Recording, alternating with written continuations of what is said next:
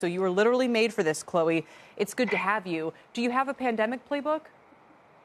We certainly do, Kelly. Shutting down businesses was difficult. Reactivating them is going to be harder. But of course, what is important here is that there are things that businesses can do in order to prepare for it. And they've had a little bit of a quiet shutdown period in order to start preparing for them. So what does that look like? Are we talking about tests? Are we talking about surveillance? Are we talking about having your blood drawn, at your place of work? Are infrared scanners of, for your body heat, fever checks? I even read that Volkswagen in Europe, as it starts to reopen, will be testing its workers' blood oxygen levels. I think we're going to be seeing a lot of these measures. It's going to vary based on what that particular business is able to take on. Large businesses are obviously going to be able to put a lot more in place than smaller businesses or franchise locations.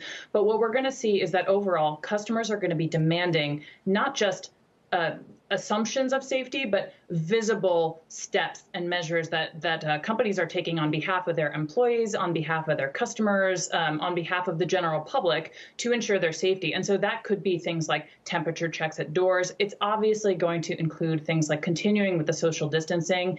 Even in sectors where we're not used to seeing it, we're going to have to see personal protective equipment on all employees, probably requirements that customers, like, for example, when they walk into stores, are also wearing things like masks. We're going to have to see reductions in person-to-person contact, even in businesses that really thrive on something like that. Right. So that's going to be really hard to do in, say, like a hair salon. But in restaurants, they can start to put up, plexiglass barriers. They can use disposable cutlery, for example. There are measures that they can take. Yeah. So we'll start to see them sort of experiment with these things as they go. But hopefully those businesses will have put in place some planning during this downtime that they've had. It's going to be a bull market for plexiglass, that's for sure, and a bear market for open floor plans, which doesn't sadden me. But for retail, which is an industry that's going to be really affected by this, and it's going to be really difficult to reimagine that, what does retail look like in the post-COVID world? And by the way, how much are companies going to have to spend at a time that their budgets are squeezed to reimagine all of this stuff? Well, Kelly, certainly there are going to be no testers on the floor, I should hope. Sometimes the obvious things can't escape people. So it's really important that even if they're used to putting out samples, like at a place like Sephora, right? Ulta, yeah. It's like their business, yeah.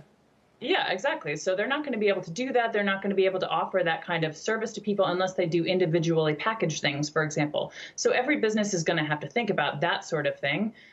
With clothing or other types of things where they can distance more, it'll be a little simpler. And what they should all be doing is paying attention to those essential businesses that have had to figure this out in real time, like grocery stores, and figuring out what they've been doing and learning as they go. Because, for example, you can bet that if a grocery store chain was behind others in terms of mandating that their employees wear that personal protective equipment, there have been posts on message boards on social media saying, hey, they're not being responsible. Consumers expect that. And then also the regulators are going to have to be clear about what they expect in terms of public health, but also in terms of privacy, as you mentioned very importantly in the previous segment. Yeah, and we're only focusing on the physical workspace, the work schedules around whether you have childcare for your kids or if they're in school or not. It's going to be a complex and like you said, I think you put it best right at the beginning.